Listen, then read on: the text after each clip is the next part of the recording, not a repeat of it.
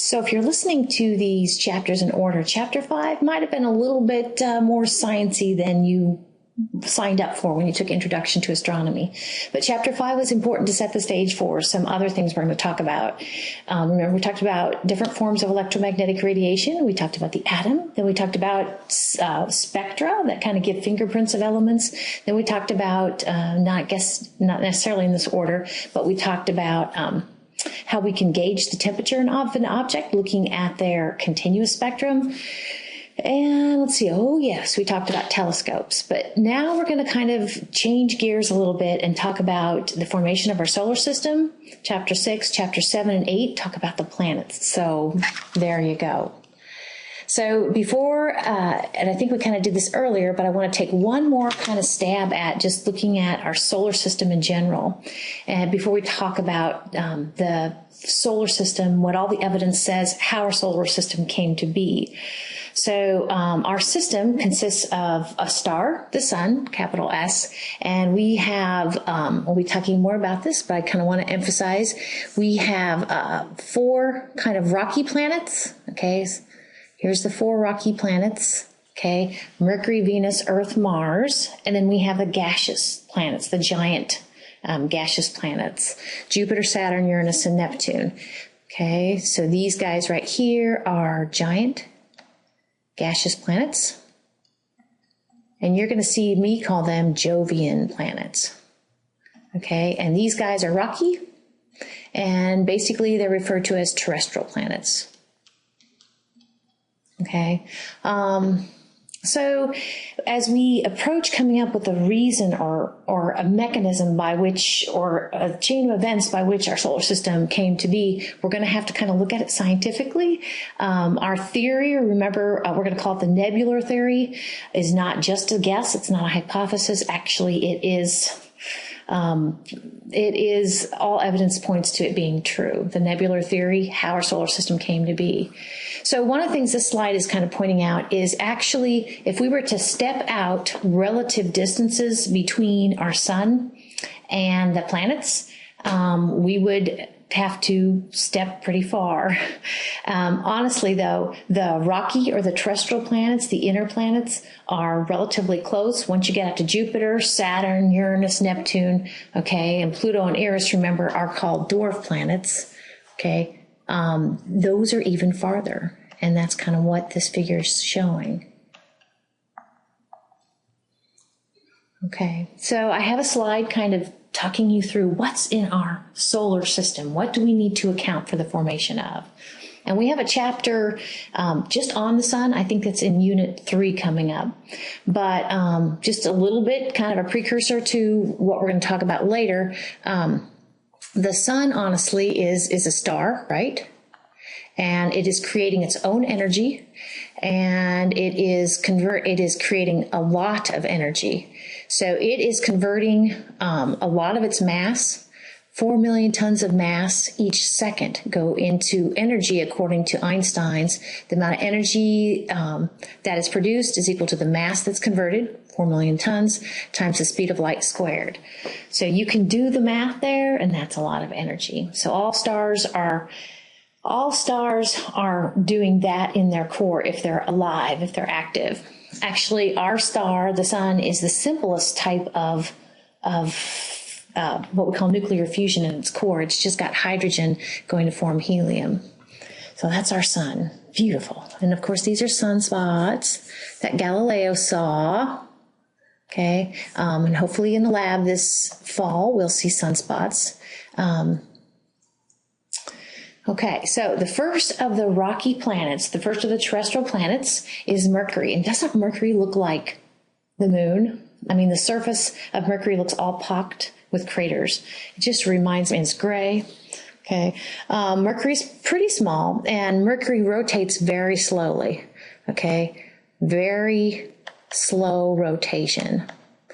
And that is rotation.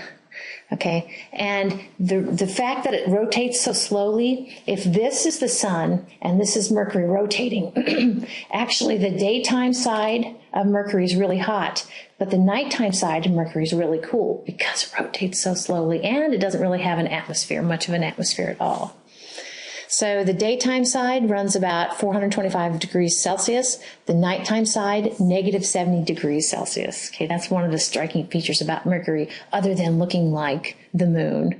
Okay, so that is in this unit of material. We'll talk more about Mercury in the next chapter.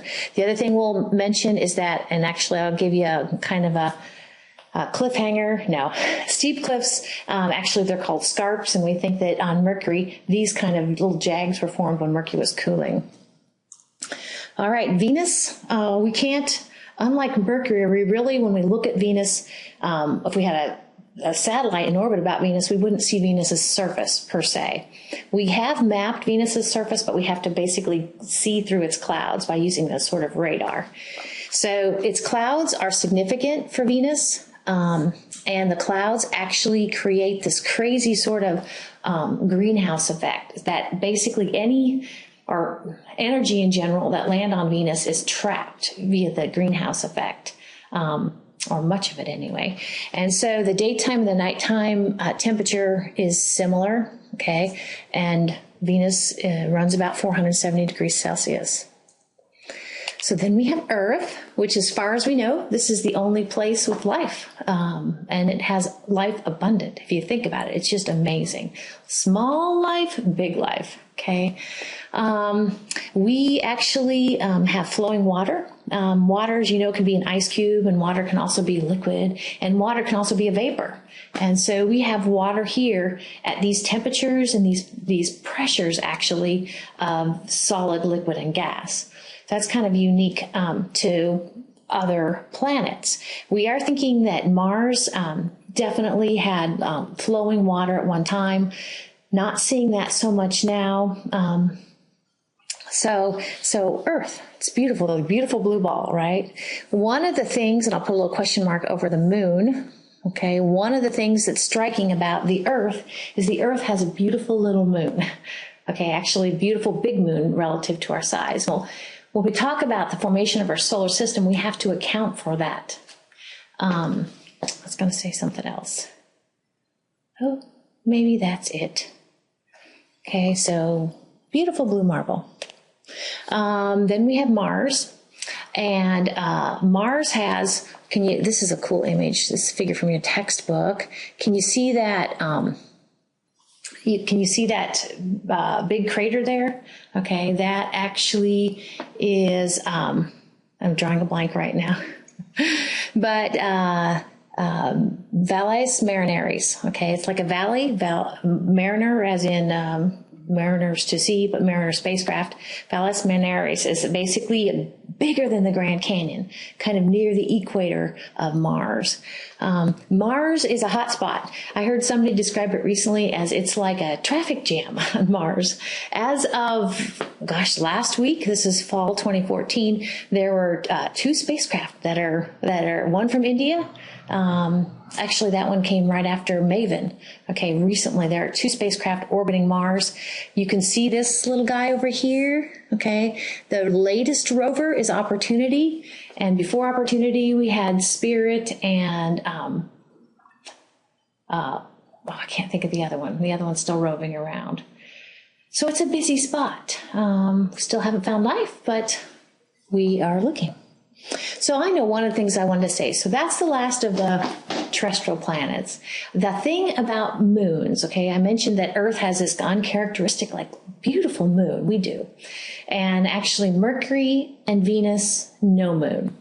Earth, a big moon, uncharacteristic. Mars, it's got 2 moons, and they're kind of strange looking. So you'll see them here in a minute. But then the gaseous giants, they all have moons. So that's kind of how that works. Then the first gaseous giant is Jupiter, and Jupiter is the biggest planet, our biggest planet of our solar system. The thing about Jupiter and Saturn and Uranus and Neptune is if you were to go stand on them, their surface is gaseous. Okay, so good luck with that whole thing. When we talk about these gaseous or Jovian planets, we are going to see that they have They do have like they swallowed a terrestrial planet. At their core, they have, because of differentiation, basically, or how they started, they do have a rocky core. So it's kind of nice. So I mentioned that all of the gaseous planets have moons, and actually they all have rings too. Yeah. More about Jupiter later. So this is actually looking from Io, okay, from Io out towards Jupiter. Okay, it's a beautiful image there. And Io actually, like you can see on this slide, this is one moon around Jupiter, and Io actually has, because of its tidal heating, basically gravity kind of pulls it out and squishes it together. That sort of friction has created conditions that it actually has active volcanoes on Io. So that is the closest moon to Jupiter that Galileo saw. So we're going to talk about 4 Galilean moons, and Io is one of them. Let's see. Then we move on to Saturn. So Jupiter, Saturn. Of course, all of the gaseous planets have rings, but Saturn's rings, like ooh la la, right? And this is a beautiful image. Can you kind of see the shadow over here? Okay, that actually, and let's kind of put the sun right here. Okay, that shadow is actually cast by the orb of Jupiter itself. Isn't that beautiful? I'm sorry, Saturn. Saturn, the planet, is actually casting a shadow on its rings. It's just gorgeous. So we talk a little more about Saturn. This up here is Titan. Okay, Titan actually, can you kind of see the fuzz around Titan? Titan is large enough and conditions have been such that it's a moon around Saturn. Titan actually has an atmosphere. And you kind of see the clouds, that's from the fuzz, indicated by the fuzz. And the clouds actually has a cycle of precipitation, but it's not water, it's methane. So isn't that so crazy wild? We have actually landed spacecraft on, scientists have landed a spacecraft on Titan and transmitted for a while. And there are methane lakes. Okay, it's just amazing.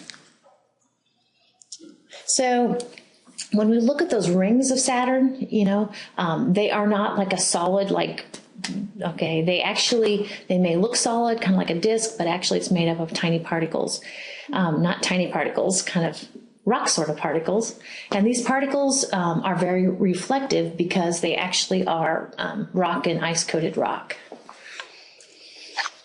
So now we see Uranus. And if it looks like Uranus is kind of tilted, it's because it is. If drawn properly, okay, this is its axis of rotation. You can kind of see the shadow. So again, we're kind of looking at the sun over here. This is the nighttime side of Uranus. Okay, so Uranus rotates on its axis. Okay, and its axis of rotation basically lies in the plane of the ecliptic. So the thing about it is, as Uranus orbits the sun, and it takes a long time for Uranus to complete one orbit about the sun, it keeps that tilt the same. So here, this is summertime here in this hemisphere, and this is wintertime. Okay, it's just amazing. And then 1/4 away around the sun, it'll be equinoxes, equal daytime, equal nighttime for both hemispheres. And then we'll go into the long other season, okay, where they switch, the hemispheres switch seasons. That's amazing. Okay, of course, it has Uranus, like the other 2 gas giants, have moons and rings. And then we have Neptune, and you can kind of see, and I didn't point it out, but within the clouds of Jupiter, we have a feature called the Great Red Spot, which we think is shrinking. But the Great Red Spot is kind of like a hurricane, basically, in the clouds of Jupiter that's been there for at least 300 years. And Neptune also kind of has these sort of hurricane sort of features. One of the things I've heard about Neptune is it's got some crazy wind associated with it, just crazy wind.